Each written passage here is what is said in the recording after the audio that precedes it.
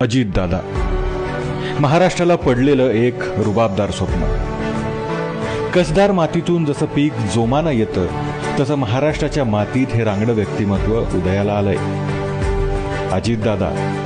रोहित पवार म्हणाले की आत्ताच अजितदादांना मुख्यमंत्री करा, नंतर संधी मिळणार नाही. माझ्या त्यांना शुभेच्छा आहे. बाकीच्यांनी फुकटचा सल्ला द्यायचं काही कारण नाही. आम्ही आणि आमचा पक्ष सगळे आमचे खंबीर आहे. बिजली चमकती है तो आकाश बदल देती है, आंधी उठती है तो दिन रात बदल देती है, जब गरजती है नारी शक्ति तो इतिहास बदल देती है.